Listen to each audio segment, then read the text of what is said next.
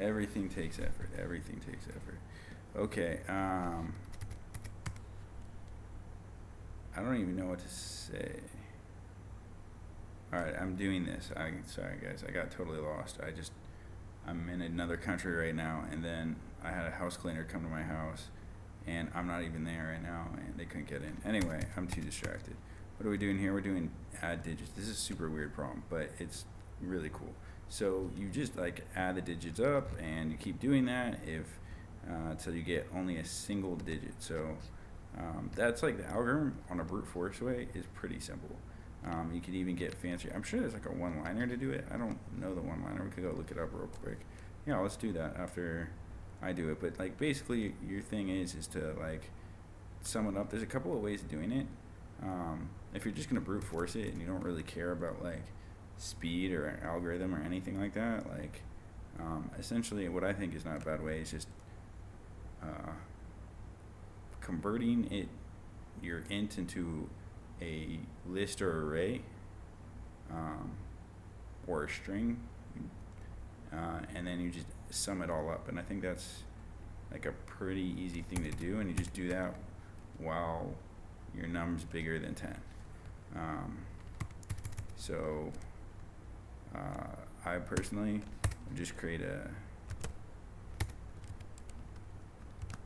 mini dig, and we're going to make this an anonymous function or a lambda, and we'll just call it this. I think there's a couple ways of doing this, but we're going to use list comprehension, and we're going to sum up the little array that we have. So we're going to turn our num into an array of integers.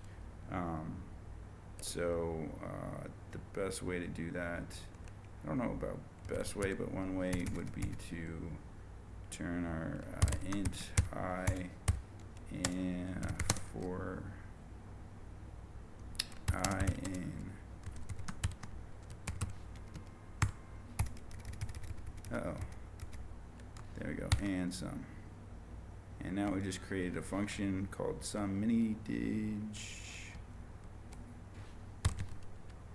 And then what are we going to do with this is and this returns an integer. Num's bigger than equal to 10. We are going to say num is always constraints, so we don't have to worry about negative case, so that's good. And then we just do sum mini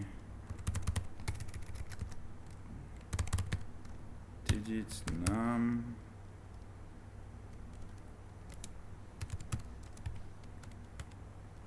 equals num, return num. I think that should work. Oh, we did it in 3 lines. How cool. Let's see here. I'm sure there's a whoa.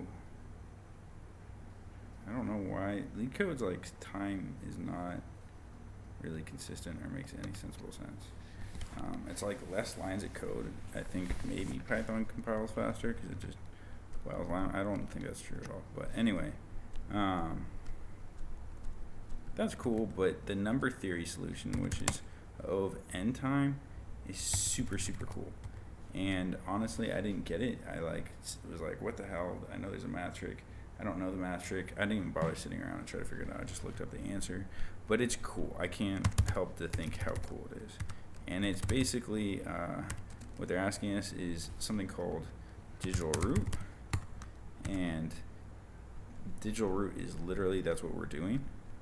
We did a brute force, but there's actually a much faster way. And it's pretty fascinating. Like I'd suggest just like kind of toying with the idea, because it's honestly, it blew my mind.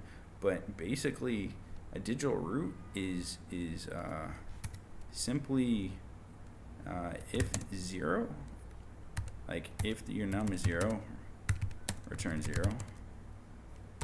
If num is divisible by 9, which the best way to do that is if there's a remainder of 0, then just return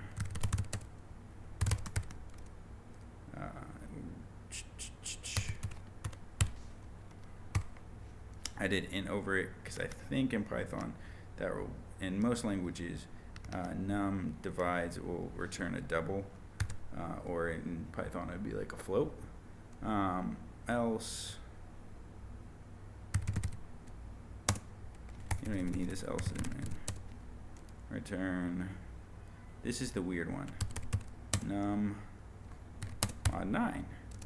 Alright, now what do we did here? This is freaking weird. So if I just told you that unless it's 0 or a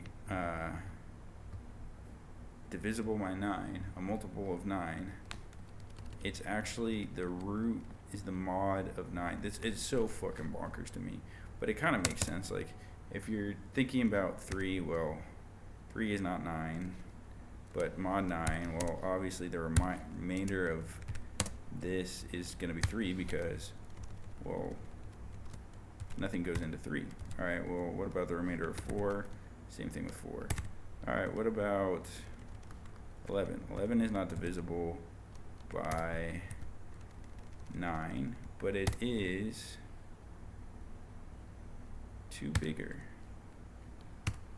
Fucking weird, right? Okay, but that's like our example problem. Our example problem got us to 38 to, oh, it should be mentioned that, well, if you get to 11, then you know it 38 is mod 9, because we already know, well, from this problem it's going to be 2, but we know that 38 goes 2 plus that, which is kind of interesting.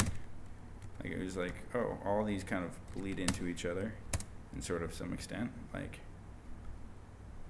alright, well then wait, can't we also say like 45, because that's gonna equal to, oh no wait, not 45,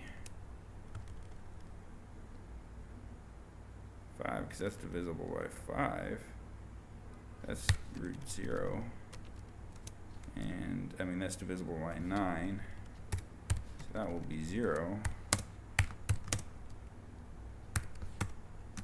But what about, I'm trying to think of numbers that are also divisible by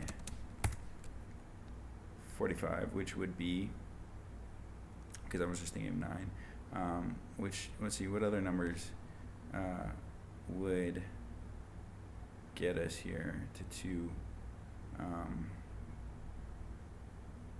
Well, again, we could just flop 27, 2, and 9.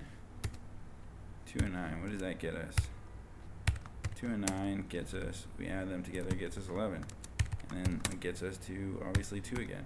So this is like some weird pattern, and you could do 1, 2, 3. Oh. And it just gets to this thing. I really suggest like playing around with the digital root. It's really cool. I'm gonna play around with it and hopefully post a video. It's a number theory thing. It's mind-boggling cool. Like I'm still like, how in the hell does like it always just a mod 9 of that number?